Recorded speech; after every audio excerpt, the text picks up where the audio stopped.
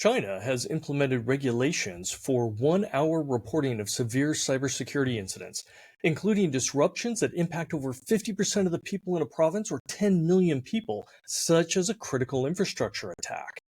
The irony is thick as China is recognized as one of the most aggressive nation-state actors, renowned for its advanced foreign cyber operations that includes industrial espionage, theft of defense secrets, and breaching national critical infrastructures. Unfortunately, there is brilliance in this move that requires Chinese companies and operators to quickly report severe cyber attacks. The faster government becomes aware, the quicker they can respond with national level assets to mitigate the impacts. Given their international expertise in hacking, China has an excellent perspective in how such attacks can be used to disrupt adversaries and push foreign policy. Basically, China doesn't want to suffer in the ways that their targets might, and therefore is improving its response and recovery capabilities. In contrast, the United States struggles with such early reporting. We have a myriad of disorganized requirements, and we see pushback every time a requirement is proposed.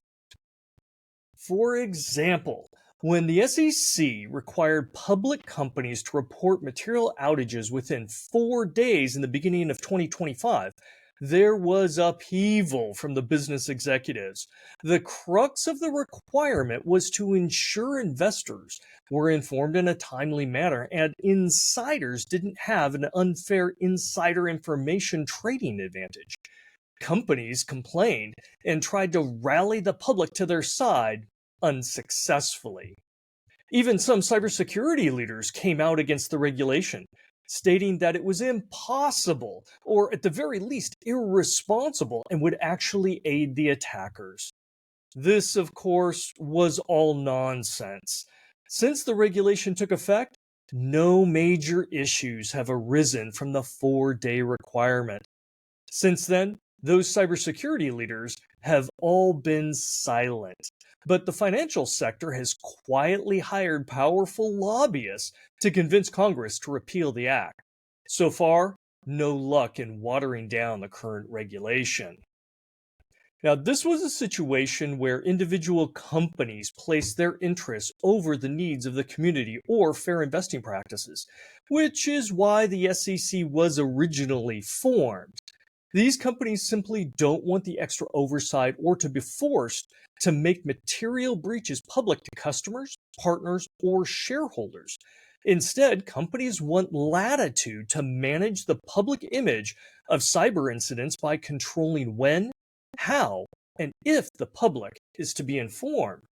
This may be good for the executive bonuses and investor meetings, but not for the customers, investors, or economic sectors if such attacks are kept concealed.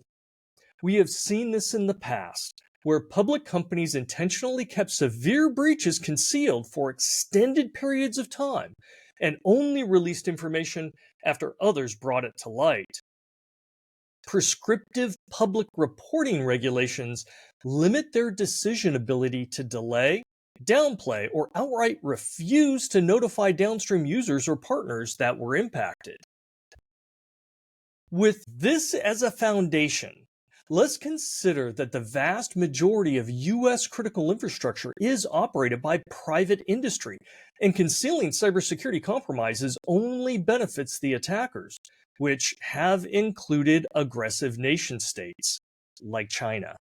The U.S. Cybersecurity and Infrastructure Security Agency, CISA, knows this and is looking to update rules specifically for U.S. critical infrastructure, mandating a 72-hour notification, but the final rule may not be published until mid-2026. And I sincerely hope my peers in cybersecurity will show forethought and strategic responsibility, realizing the necessity and supporting early notification in the U.S. Concealing severe cyber attacks hinders coordinated responses and can both prolong and increase the overall impacts. Such effects go beyond the stock price of any single company and can impact the daily lives of our society. China knows something and realizes the importance of early reporting. Even the most aggressive US reporting proposal falls short of the 1 hour requirement that China benefits from.